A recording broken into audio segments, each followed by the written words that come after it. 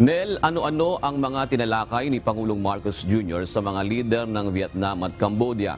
May mga kasunduan na ba na pinasok ang pamahalang Pilipinas sa mga ito? Jun, tungkol sa agrikultura at food security ang tinalakay ni Pangulong Ferdinand Marcos Jr. sa Vietnam at Cambodia. Partikular na ukol sa usapin ng rice supply upang matiyak na magiging sapat ito sa mga Pilipino. Sa pakikipagpulong kanina ni Pangulong Marcos kay Vietnamese Prime Minister Pham Minh Chinh, sinabi ng Vietnamese leader na malapit nang maisapinalang 5-year rice trade program sa Pilipinas. Oras na maisakatuparan ang kasunduan, tiyak na ang importasyon ng bigas mula sa Vietnam. Our two countries will complete an intergovernment agreement on rice trade so that Vietnam can integrate at one export to the Philippines, like issue of food security. We look forward to having a stable framework of cooperation on rice trade for a long period of at least 5 years.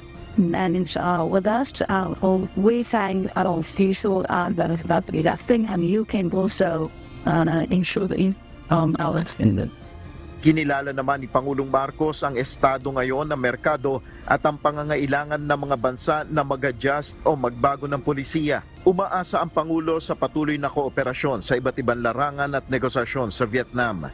It is to our advantage that we have taken not just one but more steps to strengthen that partnership, to strengthen that alliance, that relationship.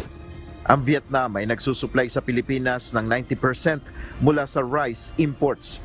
Tinitignan naman ni PBBM ang posibleng fishery at maritime cooperation sa Vietnam.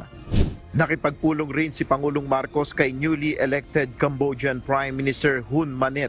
Nagkasundo naman ng dalawa na palakasin ang kooperasyon sa larangan ng food security, trade and commerce at people-to-people exchanges. Tinitignan ni Pangulong Marcos ang posibilidad na pagkunan rin ng bigas ang Cambodia. Agriculture, especially in the face of what we are anticipating in terms of the El Nino and the drought that it brings. We hope that we can find an agreement.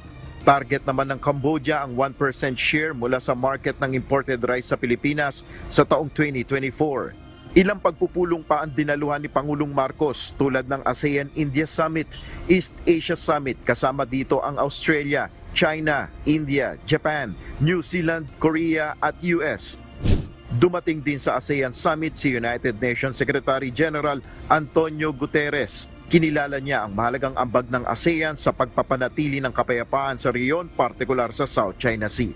I commend ASEAN's constructive role in working to defuse tensions from the South China Sea to the Korean Peninsula by prioritizing dialogue and promoting respect for international law. Samantala sa ibinigay na impormasyon sa atin ng Malacanang, may intervention si Pangulong Marcos sa 18th East Asia Summit kung saan ay nanawagan si Pangulong Marcos sa ASEAN na gumawa ng joint action laban sa mapanganib na paggamit ng Coast Guard at militia vessels sa South China Sea. Ang binitiwang intervention na ito ay ginawa ng Pangulo sa harap ni na Australian Prime Minister ng Indian Prime Minister Narendra Modi at Chinese Premier Li Qiang, Japan Prime Minister Fumio Kishida, South Korean President Yoon Suk Yeol at US Vice President Kamala Harris at iba pang world leaders. Ayon sa Pangulo, sa ngalan ng Declaration on the Conduct of Parties in the South China Sea, iwasan na sana ang unilateral at assertive activities na magpapataas sa tensyon sa rehiyon, hindi pagkakaunawaan at miscalculations sa South China Sea. At ngayon na nga ang huling araw ng ASEAN Summit dito sa Indonesia at inaasahan natin na mamayang gabi na balik ng Pangulo, pabalik dyan sa Pilipinas. June. Nel, in general ba may magandang balita sa kanyang pag-uwi si Pangulong Marcos?